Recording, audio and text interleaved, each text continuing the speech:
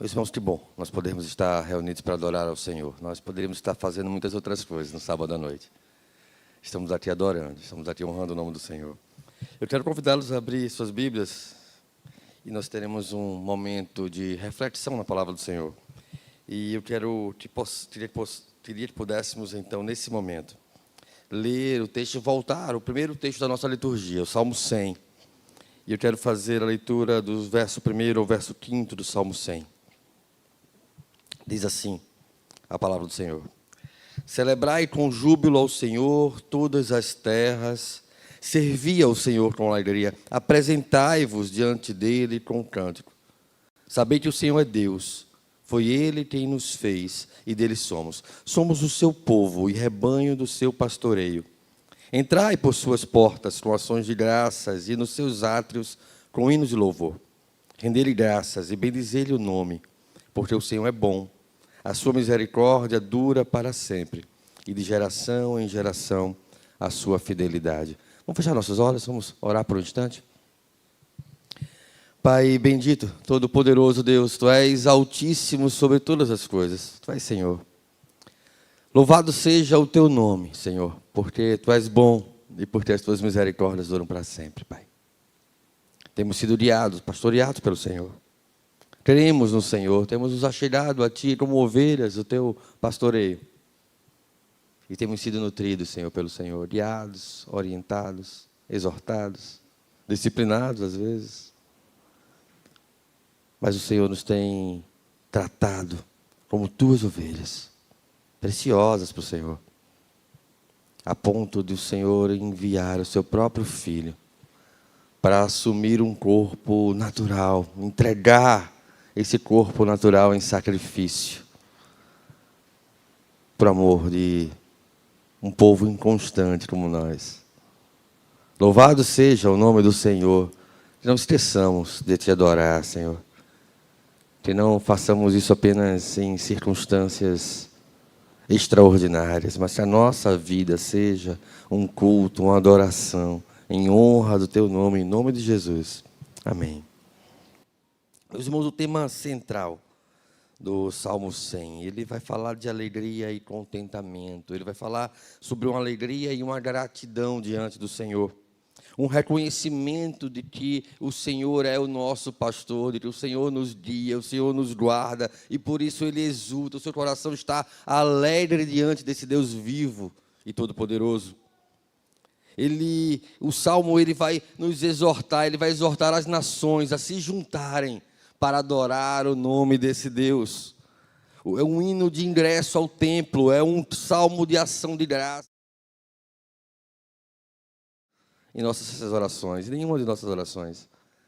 Nós somos chamados a orar assim, quando Paulo exorta aos Filipenses, lá em Filipenses 4, quando encontra ali uma discordância na igreja, ele vai pedir para que a igreja se alegre no Senhor, e ele vai dizer: olha, a ansiedade de vocês seja colocada diante de Deus, pela oração, pela súplica, com ações de graças, sabendo diante de quem nós temos posto a nossa ansiedade.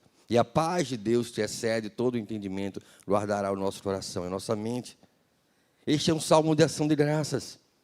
Quando nós lemos esse salmo, nós sabemos diante de quem está a nossa vida, para quem são os nossos hinos de louvor, quem requer a nossa adoração. Não somos naturalmente bons com gratidão. Nós somos muitas vezes ingratos, nós somos seletivos em nossos momentos de gratidão. Nós agradecemos muitas vezes por aquilo que nos faz sentir atendidos. Deus nos ensina a agradecer a Ele por cada circunstância de nossas vidas, mesmo aquelas circunstâncias que muitas vezes a gente não quer nem passar por ela. É obra do Senhor que faz com que todas as coisas cooperem para o bem daqueles que o amam. Agradecemos por aquilo que nos faz sentir bem, mas não costumamos ter em Deus um contentamento genuíno, constante, perene em nossos corações. Aplicar o chamado, então, aqui do Salmo 100, de louvor e gratidão, isso envolve uma consciente cobertura que abrange todas as áreas da minha vida, uma consciência de que a minha vida é vivida diante de Deus. em cada aspecto, em cada detalhe. Não na minha adoração extraordinária, circunstancial, quando nos reunirmos na igreja, mas a minha vida é uma constante adoração ao Senhor, porque ela é vivida diante de Deus, em todas as suas esferas. É assim na minha família, é assim na igreja, é assim no meu trabalho. Eu vivo diante do Senhor, sabendo diante de quem eu estou, sabendo que Ele é que governa soberanamente sobre tudo em minha vida, e então eu posso adorá-lo. Eu posso colocar o meu coração alegre diante dEle, sabendo que Deus tem cuidado de mim em todo o tempo. Por isso a ação de graças não deve sair dos nossos lábios. É um convite para vivermos conscientes da bondade do Senhor, reconhecermos a sua fidelidade, responder essa fidelidade com adoração, mesmo diante daqueles dias que parecem maus aos nossos olhos, e apesar das circunstâncias. O verso 1 e o verso 2 traz a natureza jubilosa, essa expressão bíblica, a gente repete todas as vezes, essa natureza alegre da adoração. Ela vai dizer: celebrai com júbilo ao Senhor todas as terras, servi ao Senhor com alegria, apresentai-vos diante dele com cânticos. É um chamado à adoração coletiva, congregacional, povo de Deus reunido em todo lugar. Levantem-se e adorem ao Senhor. Se reúnam para adorar ao Senhor, alegres, porque Deus tem feito maravilhas no meio da sua igreja em todo o tempo. Mesmo apesar de sermos inconstantes, nosso coração vacilante, muitas vezes temos falhado nos nossos compromissos com o Senhor, Deus continua sendo Deus, é pela fidelidade dEle que o adoramos e não pela nossa firmeza. Porque Deus soberanamente nos tem sustentado assim. Os crentes são chamados a servir ao Senhor com alegria, com cânticos dos lábios. Essa ênfase na alegria, na adoração, ela é semelhante ao texto que Paulo então vai dizer: alegrai-vos no Senhor, e ele repete isso como um reforço. Outra vez vos digo: alegrai-vos no Senhor. Que a nossa alegria não dependa de circunstância, mas da certeza de seu amor. Que a nossa alegria não exista apenas quando tudo nos vai bem aos nossos olhos, mas que confiemos e reconheçamos que o Senhor está conosco todos os dias de nossas vidas. Em cada detalhe de nossas vidas. A alegria cristã, ela independe de todo acontecimento, porque sua fonte, ela está não naquilo que eu posso fazer, de como eu posso resolver, de como eu posso tratar com os meus problemas, mas a alegria do crente, ela está na certeza de que o Senhor está conosco constantemente. Quando o salmista se questiona de onde virá o socorro, adorando, seguindo para a adoração ao templo, ele olha para os montes, então ele diz: o meu socorro vem do Senhor, que fez o céu e a terra, porque Ele não dorme, Ele não cochila, Ele cuida do meu deitar, do meu levantar, da minha entrada, da minha saída, Ele é como a sombra à minha direita. A certeza da presença constante do Senhor, do socorro bem presente que é o Senhor, nos faz descansar à sombra do Deus Todo-Poderoso. Por isso não podemos tirar esse salmo, essa adoração, essa vida, essa constância em ação de graças dos nossos lábios, do nosso coração. Nós precisamos saber que o Senhor nos enche de esperança, Ele é cuidado certo. E cuidado certo não quer dizer que tudo vai dar bem, que tudo vai dar certo. Quer dizer que Deus é cuidado, apesar de quando as coisas não vão certo aos nossos olhos. Deus continua sendo cuidado, Ele continua sendo socorro bem presente, socorro acessível a nós. Nos protegendo, nos guardando, nos guiando. Essa consciência é que nos conduz à verdadeira alegria. Se tirarmos isso de vista, se deixarmos que as nossas lentes com as quais nós enxergamos o mundo à nossa volta, elas fiquem turvas, sujas, nós vamos deixar que o nosso coração afunde na incredulidade. E então Deus não vai mais parecer ser o que Ele prometeu ser. E aí eu começo a ficar impaciente, eu começo a ficar ansioso, angustiado. Será que Deus está no controle mesmo? Será que Ele está de fato conduzindo todas as coisas? Será que Deus está comigo? Porque eu estou me sentindo só. Na verdade, eu que tirei os meus olhos do cuidado amoroso, bem presente do Senhor ao meu lado. Precisamos ter essa consciência e preservar o nosso coração. O salmista vai enfatizar a relação entre o Senhor e seu povo. Chamo a atenção aos seus olhos, os versos 3º e o verso 4.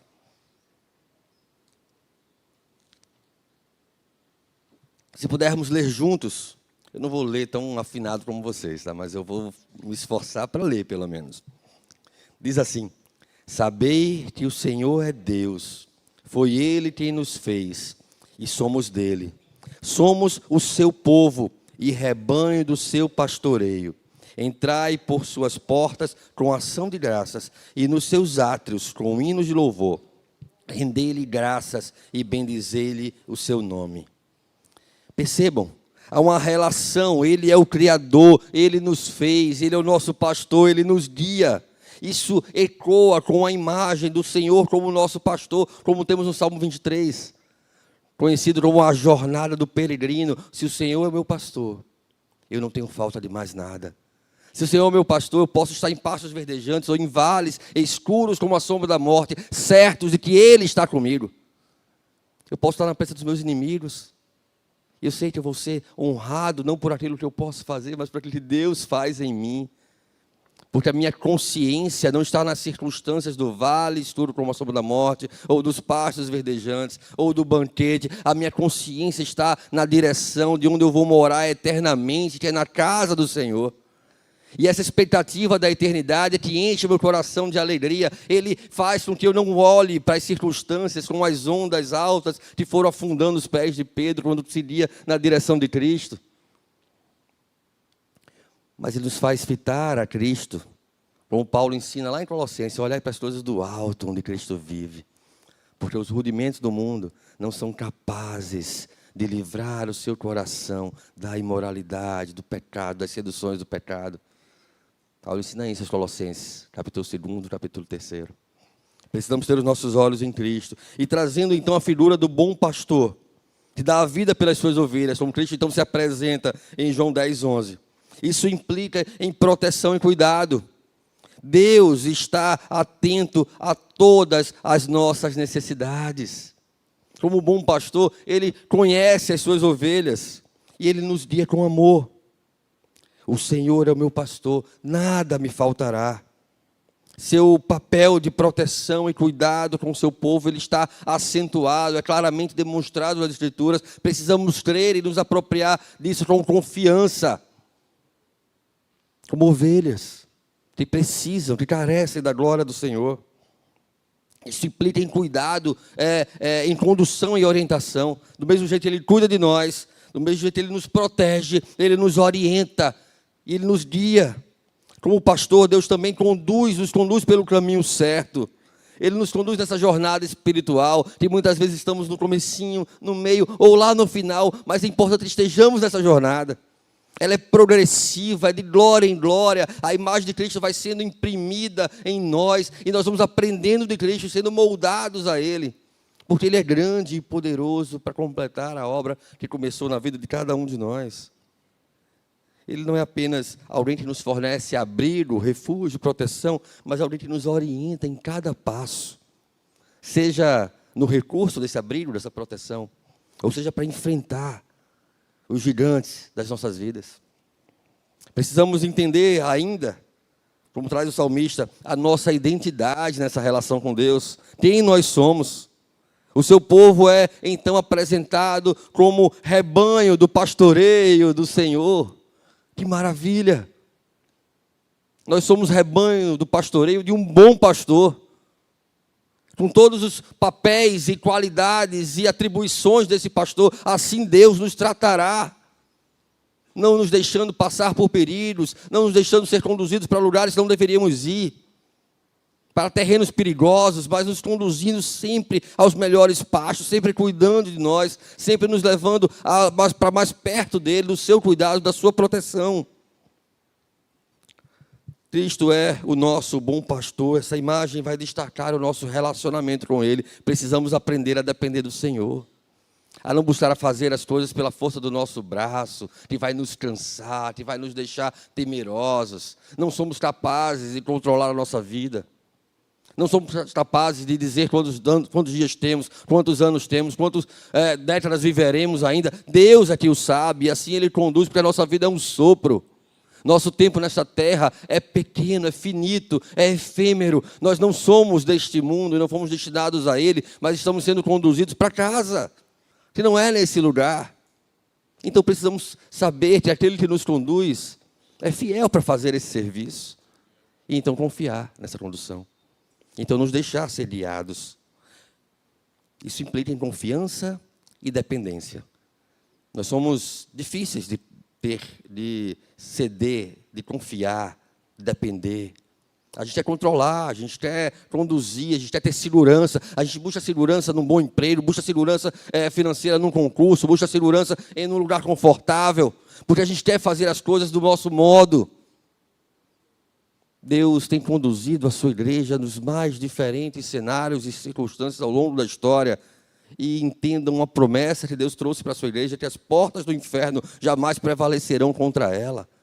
Isso não quer dizer que ela não passará dificuldade, não será perseguida, não será atirada em meio a leões ou a perigos quaisquer que nós estamos então sujeitos. Mas que Deus tem um destino pronto para nós, que não é nesta vida, não se resume essa vida, nem os rudimentos desse mundo, mas está na eternidade, na qual Cristo nos aguarda, para reinar sobre sua igreja.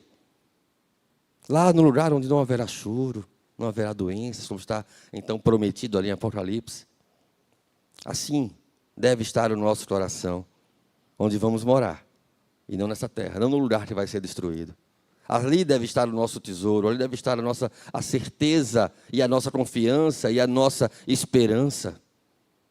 Quando Paulo escreve as suas epístolas, elas estão normalmente fundamentadas na fé, no amor e na esperança, na confiança em Deus, na certeza, na teologia da palavra do Senhor, que resgatou a sua igreja, no amor, que é o reflexo dessa crença, o reflexo dessa fé, a maneira como nós vivemos, o modo como nós nos portamos, mas principalmente o que fundamenta tudo isso, por causa da esperança. O que nos faz ser o que somos em Cristo Jesus é a esperança que Ele nos dá na sua promessa. Isso não vem de nós, é dom de Deus, para que ninguém se glorie. Pela graça nós somos salvos, por meio da fé. Quando éramos ainda pecadores, Deus nos amou e nos regenerou em Cristo Jesus. Não está em nós, não está na nossa vontade, não depende de quem corre ou de quem quer, mas de Deus derramar misericórdia e graça sobre as nossas vidas. Como nosso pastor, nós podemos contar com o seu cuidado, com o seu sustento, com a sua direção, com a sua bondade e misericórdia, certos de que bondade e misericórdia nos acompanharão todos os dias de nossas vidas. Versos 5 e 6 de Salmo 100 vai dizer: porque o Senhor é bom, e eterna é a sua misericórdia, e a sua fidelidade estende-se de geração a geração. Aleluia.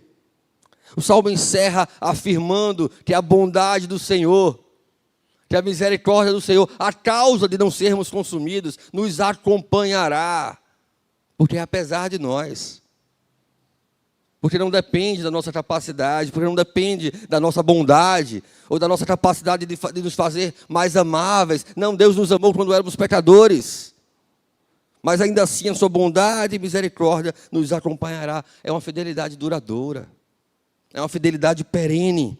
A sua fidelidade se estende de geração a geração. É uma promessa não só para nós, é uma promessa para a nossa família.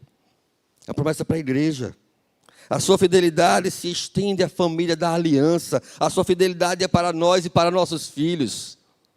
A sua fidelidade é para geração após geração, até que Cristo levante toda a sua igreja e então volte para reinar plenamente sobre ela.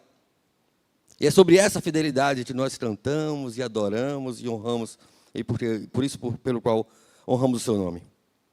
Uma grande nuvem de testemunha nos precede nessa adoração. Eu queria citar alguns peregrinos que passaram por esta vida em tempos antigos, mas que falaram da bondade, da misericórdia do Senhor, de adoração ao Senhor. John Owen, famoso pregador puritano, ele disse que a bondade de Deus é tal, que embora não tenhamos merecimento nenhum, Ele ainda assim derrama as suas bênçãos sobre nós. Isso é verdade, está nas Escrituras. Richard Sibbes vai dizer que a bondade de Deus é como um farol que ilumina o caminho dos seus filhos, mesmo nas mais densas trevas.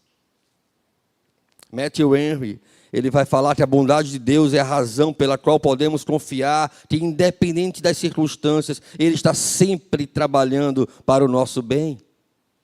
John Bunyan, escritor do Peregrino, um livro tão conhecido no meio da igreja, fala que a bondade de Deus nos sustenta quando estamos fracos e nos fortalece quando estamos cansados.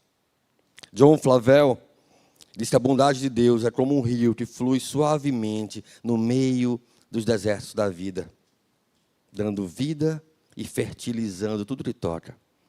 A bondade do Senhor encontrou o deserto do nosso coração e trouxe vida onde não havia vida.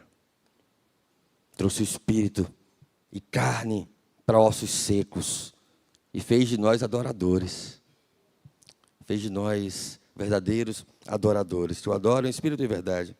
Essas promessas estão intimamente ligadas à maneira como cremos e ao Deus ao qual nós nos submetemos. De geração em geração temos transmitido essa fidelidade do Senhor. O Senhor é bom e eterna a sua misericórdia, a sua fidelidade de geração em geração. Isso transcende o tempo, isso transcende as circunstâncias da vida. Isso transcende as coisas passageiras, as quais muitas vezes nós não queremos nem passar. A bondade de Deus é o alicerce da nossa confiança. Quando adoramos ao Senhor porque Deus é bom. Isso nos inspira a render graças, a louvar o seu nome, porque essa bondade transborda em nossas vidas, essa bondade nos enche dessa esperança que não tira a alegria dos nossos corações nem dos nossos lábios. Como nós podemos viver esse chamado, então, de louvor e gratidão ao Senhor? Como nós podemos viver sem nos esquecer dessas coisas? Precisamos aplicar isso ao nosso culto pessoal. Precisa fazer parte da nossa vida, da nossa rotina. Ter lugar na nossa rotina diária. Reserve momentos regulares de adoração ao Senhor. Não esperem que haja um ajuntamento, mas no segredo do seu quarto. Adore ao Senhor. Louve ao Senhor, se debruce na sua palavra. Mas sim, também participe da comunidade, participe da igreja, se envolva com a igreja e adore ao Senhor na igreja. Exorte a igreja a adorar ao Senhor. Cantem, para que a igreja cante. Inspirem a igreja a render graças ao Senhor. Vivam uma vida prática, convergente com o que temos cantado. Coerente com o que temos cantado. Que de fato cantemos o que acreditamos. E se acreditamos, que vivamos então. Porque se fizer parte da nossa rotina, da nossa adoração pessoal, se trazemos para a nossa adoração comunitária, se faz parte da nossa vida, é reflexo disso de verdade. Não é religiosidade superficial, mas é de verdade. E então possamos dar nosso testemunho pessoal. Que maravilhas o Senhor tem feito em nossas vidas. Como Deus tem agido de maneira maravilhosa, especialmente maravilhosa, em cada detalhe de nossas vidas. Que não percamos Deus de vista. Que não deixemos que a rotina, que a pressão, que os ruídos desse mundo, tanta informação, tanto desvio de pensamento, possa então impedir que nós nos lembremos do Senhor todos os dias.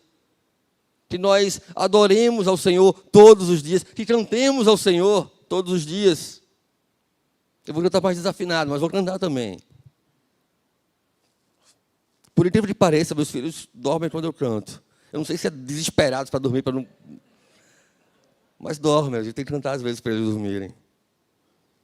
Mas minha exortação, minha lembrança nessa noite é que nos alegremos diante do Senhor.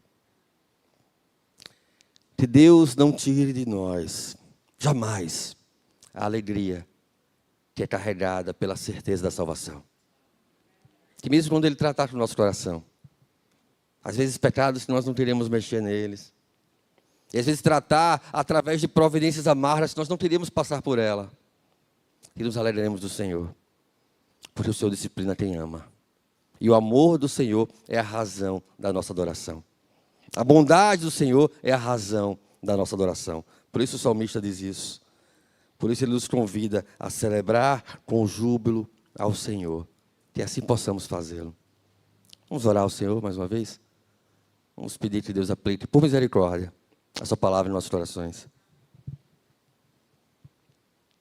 Pai bendito, todo-poderoso Deus, nos colocamos diante do Senhor com temor e tremor, Pai. Acha em nós, ó Deus, verdadeiros adoradores. Não apenas por causa do nosso talento, mas por causa do nosso coração. Dá-nos, Senhor, coração de servo. Dá-nos, Senhor, coração de carne. Dá-nos um coração igual ao teu. Que busquemos o teu coração. Que busquemos viver segundo o teu coração. E assim adoremos o teu nome, Pai. Em nome de Jesus. Amém.